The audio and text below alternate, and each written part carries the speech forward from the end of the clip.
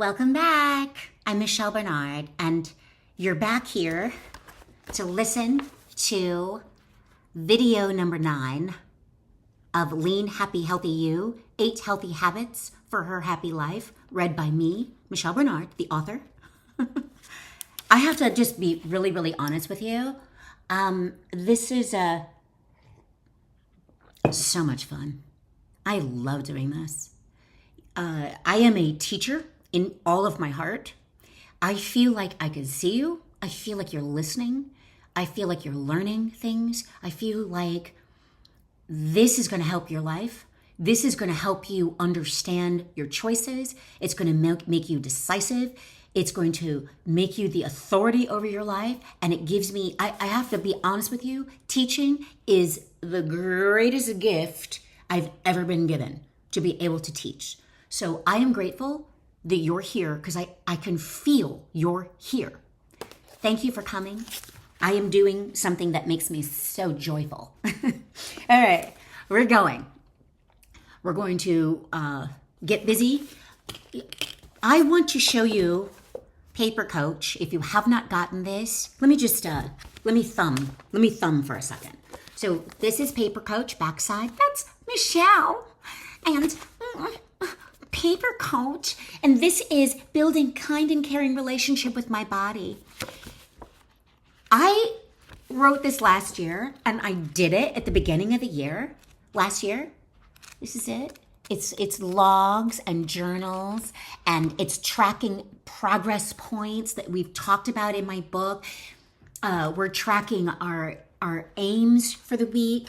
We're tracking our body visions. I'm sorry, I'm looking at it and not letting you see it.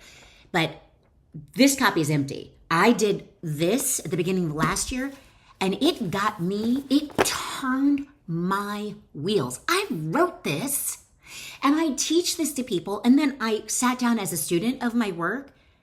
It got me rolling my wheels.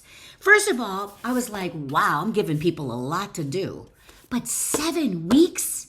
You've got 7 weeks. I always say, you've got 7 weeks and you can do it, and it's going to roll your wheels. You'll have the best year you've ever had. Paper Coach. It actually is going to help lift everything from Lean, Happy, Healthy You off the page and into your body. I just also want to introduce Whatever, which is a journal for tweens and teens. And it's got health stuff in it, but it's mostly for tweens and teens to do self-exploration. And it's so much fun that even adults can do it. I filled out half of these too, myself. I wrote it for kids, but I use it. Everything kids use, we can use. You've seen Shrek. All right, we're going on. Snack. So I've skipped ahead. I've skipped fuel. I've skipped body of exercise. Those sections of the book, I want you to read because it's a lot of numbers. You know that I like to do storytelling within my books, and there's lots of humor. It's there, but I want to get ahead to some things that I want to read to you and talk to you about, and I want you to read those other parts slowly, carefully, and over again. We learn the best by repetition. So if you're like, I know that, don't say you know something you're not doing because you've heard it. You don't know it. You only know what you've done. Okay? And what we want to be is we want to be masterful. We want to be authorities of ourselves, which means that I know myself for the most part. I journal every day to know myself better. Okay? Because I'm getting intercepted by life all the time. So we never arrive. We never arrive. We never arrive. We are collaged pieces of art. We're always in process. There's pieces added and taken away. So I want you to listen, and then I want you to implement, and I want you to receive the results. This is my favorite thing to do, teach. Snack. When people say, I ate 3 meals and a snack. Snack might as well be a 4-letter word. Rethink the word snack. I tell my clients to eat a small meal during the day for an energetic boost, to prevent a blood sugar crash, and to stave off the possibility of a binge during the next meal. I avoid calling these small meals snacks. Snack might as well be a 4-letter word. Snack evokes memories of childhood foods that weren't necessarily healthy. Semantics, I know, but think about it. Remember the kindergarten days of juice boxes and other snacks? You were served 6 M&Ms of every color on a red napkin.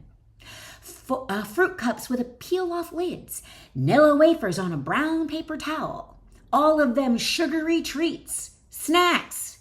Remember snack time when your teacher, mommy, poppy, or granny gave you a cup of processed applesauce or an orange popsicle? Push up. Yep. It makes me smile too. But the snack habit? Your program might have formed an unhealthy association to that word. Grown-ups eat midnight snacks of high sugar crap and visit snack bars for more sugar crap. A bowl of corn chips, microwave popcorn, Chex Mix, a meal replacement bar that's loaded with fructose corn syrup. Did somebody say sugar or snack? I'm confused. No wonder we reach for Doritos between meals. Scratch out the word snack and replace it with nutritious boost. Food should provide nutrition, balance blood sugar, and reduce stress. Select your pick-me-up guiltlessly. Pick a nutritious boost. So that's the word I use. These qualify as nutritious boosts. A palm of almonds and a banana, a handful of cherry tomatoes, drizzle olive oil and add basil slivers, plus 1 boiled egg. 1 handful of blueberries or blackberries or raspberries with 10 walnuts. That sounds so good. 2 handfuls of edamame. 1 halved boiled egg with mustard, cayenne pepper, and a pinch of pink salt, which is Himalayan sea salt, with a pear. Oh, that sounds good too. A handful of turkey jerky. Beef jerky's too fine. I didn't write that, but beef jerky's fine. With an apple. 2% or whole Faya yogurt. It's the flavor I like. And add your own fruit. So it says with added berries, chia seeds. Yummy, yummy, yummy, yummy. And a teaspoon of raw honey. 1 slice of Ezekiel bread. Toast with almond butter. Or a guacamole. 1 peeled and sliced cucumber marinated in vinegar with cayenne pepper and a pinch of pink sea salt. A green mustache. I think I skipped that part, but a green mustache is what people call smoothie. But a green mustache is basically some sort of green vegetable blended with banana and other fruit and water. So that's a green mustache. Okay. Let's move on. I'm going to skip. I skipped a few pages, so I'm now on page 228 because I want you to read, because what I skipped, I'll just show you, is when to fuel, times to fuel examples. And this is the kind of stuff that you need to study. It's reading this aloud. Oh, this part is very good. All right. No. I'm going to let you read that on your own. I'm sorry to have you going through all this internal turmoil I'm going through. Emotional soup deep dive. So what I call emotional soup is when we defer to all of our feelings swirling around in our bodies. Remember I said to choose a meaningful feeling, and then that's going to point you, your desired meaningful feeling will point you toward what you want. But what we do is we're achy breaky with all of these, with all these emotions all the time. I don't feel like doing it. I don't feel like it right now. Oh, I don't feel like it. Oh, I feel too much of this and I feel too much of that. I call that emotional soup. It's like wet noodles. So it's just a bowl of wet noodles. Emotional soup deep dive. When you first begin your fitness plan, you may feel a loss of appetite, especially after your workouts. Your enthusiasm tilts when you start, and all you want to do is dash towards your destination weight. That's like running to first base. So you skip meals. You convince yourself it's okay because you usually eat too much anyway. It's not okay. This is an old program. Don't listen to it. I told you that I'm 56 and I eat twice a day instead of 3 to 4 times a day, which I did when I was younger and when I was really, really, really active. Okay, but at a certain time in my life that changed. And I'm not teaching this. I'm just telling you my experience. Children need something different than most of us need as adults. And then when we're in a certain age group, we need less. But in that middle range between ages about 20 to 50-ish, I ate 3 to 4 times a day, every 4 to 5 hours. I ate every 5 hours when I wasn't exercising, which I talk about in the book, including my nutritious boost. That was one of my meals, and my cheat. Okay? But now that I'm older, I take one day, there's probably one day a week that I eat one meal. And I do that to fast. It's not a total fast, but it's an hour. It's a long duration of time to just eat one meal. Okay? That's all I'm going to say, because I'm not really teaching this, because I haven't fleshed it out enough to share it with everyone's different. Okay? So let's go back to the reading. I just wanted to tell you that that's what I do. Over the age of 53, I started doing that, and I'm 56. If you recall your past experiences on fat loss programs, enthusiasm fades after a month or two. That's when your familiar will come a-knockin'. It wants to rebound you into thinking the way you used to think. Your program wants you to identify with the person you used to be, the one with the hectic life and a weight problem. This could trigger you to become very hungry for the things you used to desire. Starving weight off usually ends badly.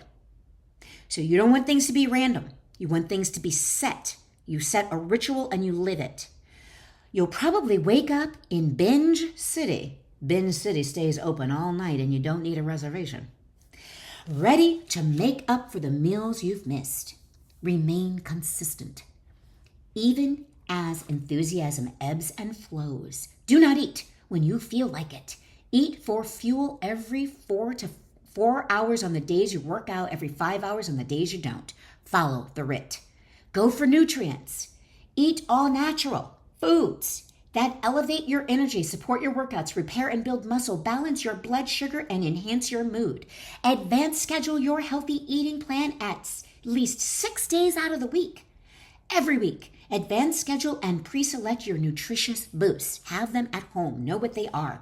Advance schedule the days you plan to have a cheat meal. Now, I've gotten ahead of myself. The next habit allows you to cheat. We do a check-in. We do a camp out. I was doing some reviewing while I was reading because I skipped a section that you're going to read. You're going to get a lot of journaling questions to help you with fuel or food. Now we cheat.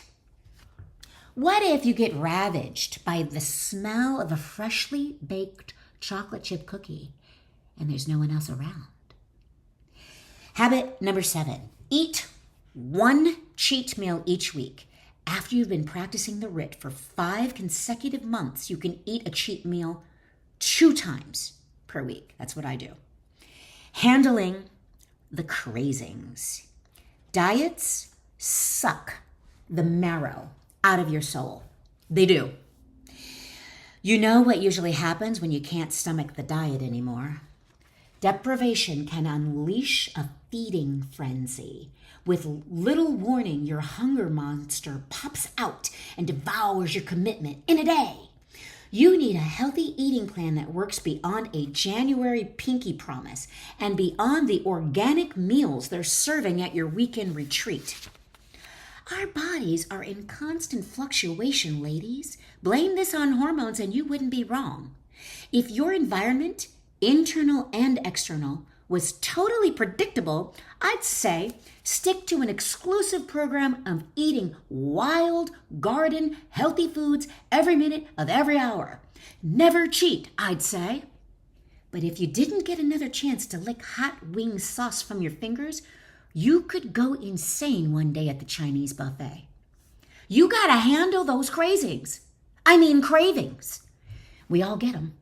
Sometimes cravings get triggered by childhood memories. The smell of brownies baking reminds you of rainy Saturdays playing Connect 4 in the kitchen. Earth, Wind, and Fire jams remind you of Milk Dud and Orange Crush breaks at the roller skating rink. I'm from Iowa, and those are my memories. You can substitute yours now. A healthy eating plan contributes to 75% of your fat loss and mental health success, and you must take that seriously. Still, I don't want you to step on the tail of your hungry monster. Instead of inhaling 4 pieces of Aunt Carol's carrot cake when everyone goes to bed, go ahead and slice yourself a small square at dinner. Eat that thing you crave. Slice a piece the size of your palm and enjoy it, but only once a week. During those times when the corners of your lips foam, when you're teetering on perfection and sanity because you've committed to healthy eating for the rest of your life, you might as well have dropped your iPhone in a public toilet or given your pit bull your 1970s Chanel handbag to play with. All is not lost because you want to be healthy. Once a week, feed the craving.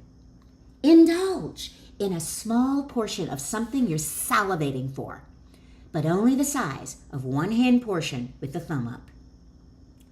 Hey, looks like you can have that pasta after all. That's a comment on something I was writing earlier about minimizing that pasta. And you have to read that because I don't want to go into that, but it's in the book. Your food list of desirable foods are in the book, and I talk about why. So back to the book.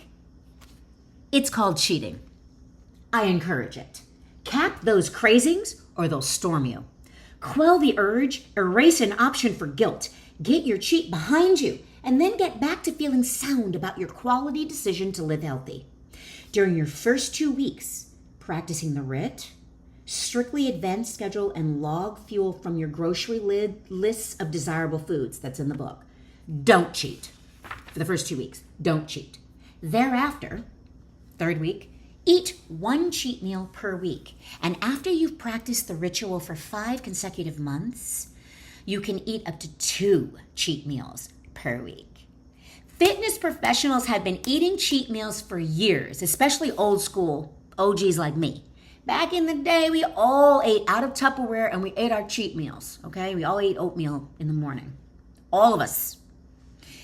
As of late, there's been a new conversation about whether folks should avoid cheating altogether.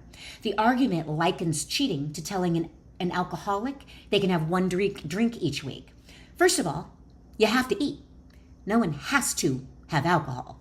And although food addiction does exist, I had it, the other 7 habits of the ritual, especially the habits of mind and heart, are scaffolded to support you from letting the cheat meals take you away from your resolve. Don't bicker over the word cheat. Semantics, again, semantics matter to me too. Snack became nutritious boost because of that. However, a cheat meal is a cheat. No hiding intention here. It is a built-in gasp of air. It's a blip off the path of restriction. Cheating frees you from diet prison. The cheat will give you autonomy, like being able to wear paisley printed socks with your school uniform. You get to choose anything of the recommended portion size. To cheat, to eat as your cheat. This is the good part, you'll become adamant about what you choose as your cheat meal, and you won't waste it on any old thing. My cheat is usually reserved to devouring a gooey chocolate brownie. It's the one I dream about on long bus rides, the one that melts in my mouth and sticks to my teeth. When I bite into it, I feel like I'm floating in decadent heaven. I will only eat a brownie if it fits my criteria. Decadent heaven. I never waste my cheat on any ordinary brownie.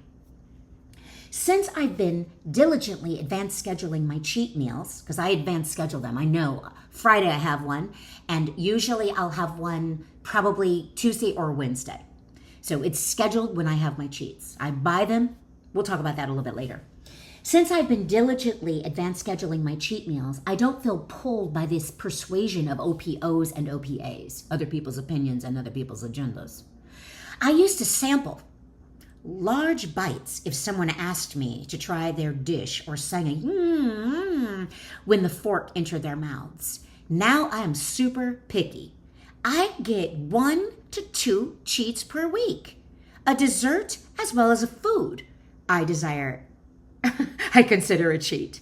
I used to eat hot wings. Okay, so it's either a dessert or a food. I'd consider a cheat. Has to look, smell, and taste exactly as I desire, or I won't eat it. If I taste a cheat and I don't like it, I won't finish it.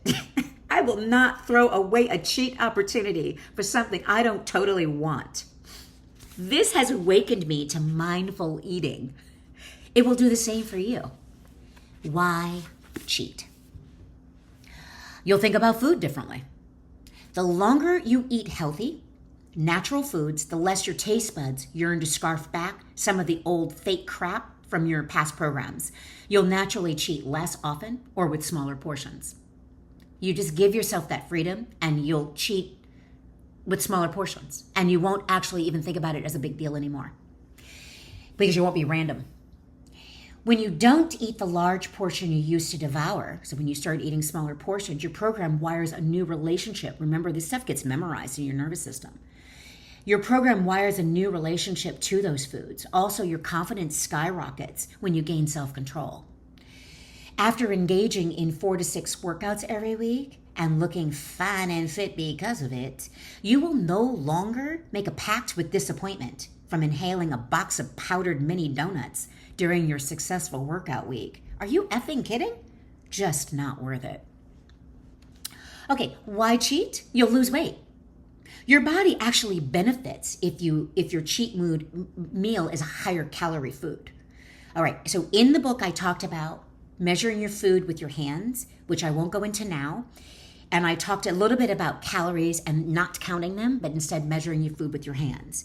So this talks a little bit about shifting your calories around, because if you advance schedule your food and your workouts, you're going to be eating generally similar foods throughout the week, right? You got a day off though. I do like a 6-day on, 1 day off, generally for everything I do. That's why you'd work out 6 days, sleep 6 to 8 hours, 6 days a week with 1 free day. I do it 80%, 20% freedom, 80% very, very ritualized, the ritual. Same thing with the cheat, that's my 20% off. So the reason you eat that cheat is it boosts your calories up for that day. You want that. Leptin, here's one of the reasons. Leptin is a hormone made primarily in your fat cells, and it regulates your appetite and signals to your brain that you're full. Leptin tells you you're full. It decreases after 72 hours on a low-calorie diet plan. The cheat meal usually increases your caloric intake, which helps reset your leptin gauge so that you'll get full again.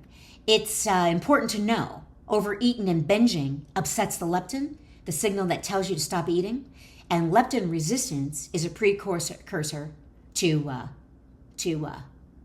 insulin resistance or diabetes type 2, and therefore obesity. Ghrelin, produced by the stomach and pancreas, signals to your brain that blood sugar is low, and it stimulates you to eat. It tells you to eat. Blood sugar's low. When you restrict calories for too long, your ghrelin kicks into high gear, potentially causing you to what? Overeat. It increases your hunger and you binge. So once you practiced, so this is going to regulate hormones in your body. Regulating what you eat and then spiking it with your cheat, 1 meal, and then regulating, spiking it, and regulating, spiking it. Okay. Instead of random. Random means, I don't know where I am. Marbles are in the air. I don't know what I did. I don't know what I did. It was different all the time, different. Once you've practiced the RIT constantly for more than 9 months, your digestion won't agree with some of the old fake foods from your past. You won't be able to eat them. You'll go to the bathroom as soon as you put them in your body. The physical discomfort of trying to digest those processed, fatty, greasy, over-sweetened foods will temper your old desire to overeat them. Oh, the physical discomfort that you get from trying to eat those processed food, they'll temper your desire to overeat them, which means you won't want them anymore. One hand-sized portion with the thumb up of your cheat food would be all you need or want. Now, this next section is my cheats. So I'm going to go to 240. I'm going to go to page 240. My cheat food options. I wrote this in 2016, so they've changed. One of them is 6 pieces of sweet, sticky, and very, very spicy chicken wings. Woo! I used to eat them every Friday after working out for 3 hours. Okay, number 2 is 3 slices of super thin pepperoni pizza, which I used to get at Grandpa's Pizza in New York City. I do not eat pizza now because I cannot find good pizza, and I'm very picky about my cheat. Grandpa's Pizza was the best. I cannot find the best pizza now, so I really don't eat pizza. A gooey brownie, but you knew that. And it's smaller than a hand portion, but all you need is one.